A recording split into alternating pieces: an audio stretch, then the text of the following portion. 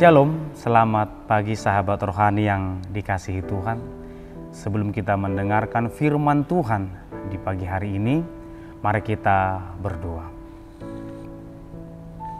Kasih karunia dari Allah Bapa dan anaknya Tuhan Yesus Kristus kiranya menyertai kamu sekalian. Amin. Sahabat rohani yang dikasihi Tuhan, firman Tuhan tertulis di Matius pasal 20 ayat 28. Saya akan membacakannya untuk kita semua.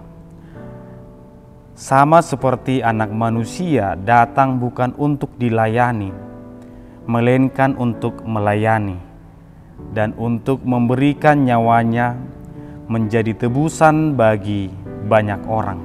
Demikian pembacaan firman Tuhan. Sahabat rohani yang dikasihi Tuhan, apa yang kita bayangkan dengan istilah Kristen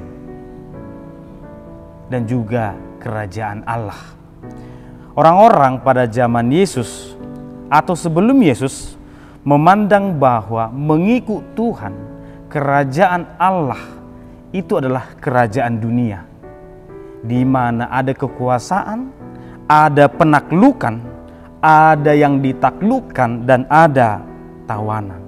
Oleh karena itu, mengalahkan kerajaan yang lain itu adalah sebuah keharusan agar kerajaan saya itu lebih hebat dari kerajaan yang lain. Nah, itulah yang membuat mulai dari zaman Samuel sebelum perjanjian baru itu peperangan hal yang umum terjadi hanya untuk mengokohkan kerajaannya.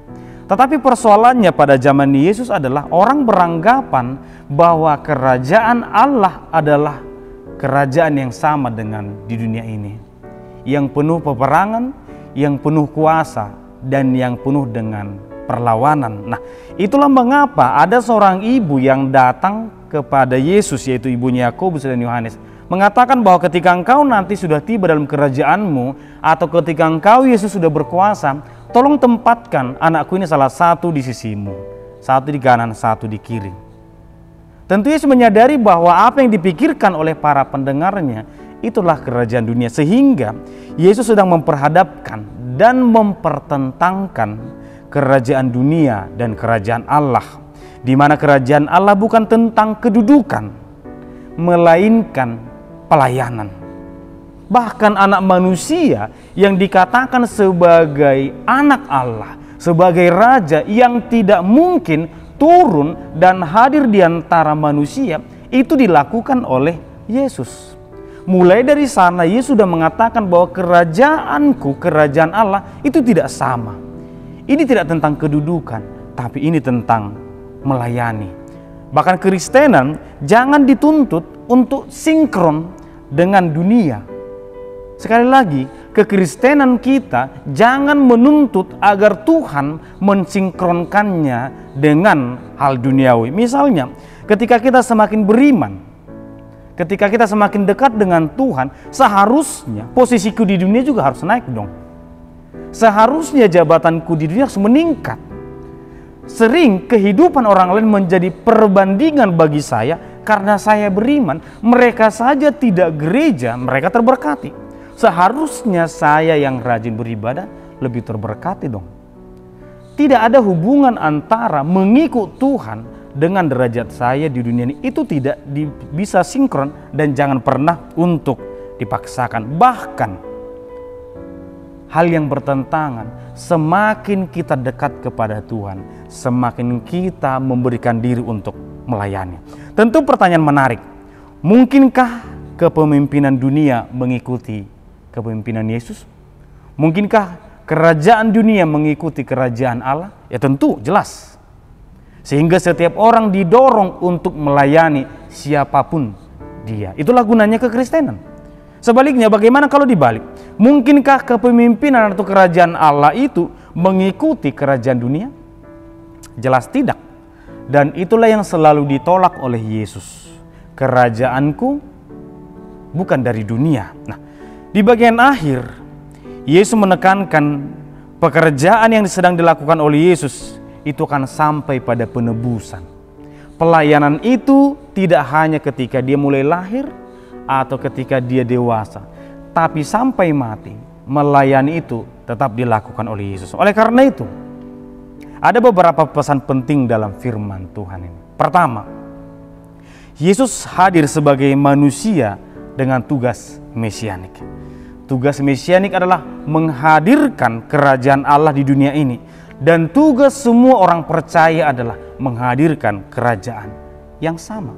Tugas mesianik ini disampaikan kepada kita semua. Bagaimana mungkin tugas mesianik ini bisa terlaksana kalau karakter kita, kalau perbuatan kita sangat bertentangan dengan Tuhan. Jika hidup orang Kristen penuh dengan karakter yang tidak baik, bagaimana mungkin saya bisa melayani dengan baik? Bagaimana mungkin saya bisa membawa orang datang kepada Yesus? Yang kedua adalah paradigma kepemimpinan. Ayat ini tidak menentang kepemimpinan dunia, tetapi sedang menawarkan sesuatu yang baru dan berbeda pada zamannya. Pentingnya kepemimpinan melayani bagi setiap orang. Namun, ada hal yang sangat menarik. Pertama, orang Kristen jangan pernah terjebak dengan istilah inilah aku. Manusia sangat senang membangun identitas dan mempertontonkan identitas bahwa inilah aku berbeda darimu, aku berbeda dari yang lain. Orang yang ingin membangun identitasnya lebih daripada yang lain tidak akan pernah bisa melayani. Karena orang yang mau melayani adalah orang yang menyangkal dirinya, orang yang mengabaikan identitasnya sebagai orang yang lebih daripada yang lain. Alkitab selalu memakai istilah hamba. Pada umumnya atau pada zamannya, hamba inilah orang yang bekerja dan pekerjaannya hanya sesuai dengan perintah Sang Tuan. Alkitab memakai istilah ini sebagai karakter yang penting, bukan posisi. Siapapun kita adalah hamba. Mari jangan pernah terjebak dengan istilah, aku kan sudah lebih baik darimu, tidak sepatutnya aku melayani, engkaulah yang melayani, atau bukan tugasku yang melayani, tugas kalianlah melayani saya. Bahkan Yesus sendiri mengatakan, aku hadir sebagai anak Allah, tetapi aku melayani. Yang ketiga adalah Yesus melayani semua orang, bukan dilayani. Yesus selalu melakukan banyak hal dalam kehidupannya, dan itu menjangkau semua orang dan merupakan bentuk pelayanannya. Kita semua mungkin banyak bersinggungan dengan orang lain, di tempat kerja, di lingkungan, di gereja, atau komunitas lainnya. Banyak cara agar kita terlibat untuk memberikan sesuatu kepada orang lain. Tapi imanilah itu sebagai pelayanan. Imanilah itu sebagai penyaluran berkat, bukan untuk menunjukkan bahwa kita lebih baik dari yang lain. Imanilah itu sebagai cara kita untuk menyalurkan atau memberikan berkat Tuhan, bukan cara kita untuk mengatakan bahwa Tuhan lebih memihak kepadaku. Dan kita tidak akan menjadi lebih rendah karena kita melayani. Sahabat rohani yang dikasihi Tuhan, mengapa Yesus mengatakan banyak orang atau semua orang? Bukankah pelayanan itu ya kepada menurut kita orang yang layak menerima pelayanan? Siapakah orang yang layak menerima pelayanan? Bisa jadi terpotong-potong ataupun dikelompokkan, hanya ini yang itu tidak ikut. Sahabat rohani yang dikasihi Tuhan, ketika Yesus kita sebagai juru selamat melayani semua orang, menjangkau semua pihak, maka kita sebagai orang Kristen jangan pernah membatasi diri untuk berbuat baik kepada siapapun. Berkat Tuhan tidak pernah terbatas. Kasih karunia Tuhan tidak pernah tertutup untuk semua orang. Demikian juga pelayanan kita, kebaikan kita, pertolongan kita, kehadiran kita, rangkulan kita, itu bisa dirasakan oleh semua orang. Sahabat rohani yang dikasihi Tuhan, mari dalam memulai hari ini, apapun yang akan kita lakukan, siapapun kita, mari bertindak sebagai pelayan Tuhan. Tuhan memberkati kita. Mari kita berdoa. Terima kasih Tuhan, kami bersyukur di pagi hari ini. Melalui firman yang kami renungkan, melalui keteladanan dari Yesus Kristus sebagai pelayan yang terbaik. Ajari kami Tuhan untuk menanggalkan siapa diri kami, untuk menanggalkan ego kami, agar kami mampu melayani dengan cara Yesus. Kami menyadari Tuhan keterbatasan kami, ketidakmampuan kami yang sering terbentur dengan ego kami. Tapi kami percaya dengan pertolongan Tuhan, kami mampu melayani dan melakukan pelayanan terbaik. Kami berdoa untuk setiap pendengar renungan ini, untuk setiap sahabat rohani.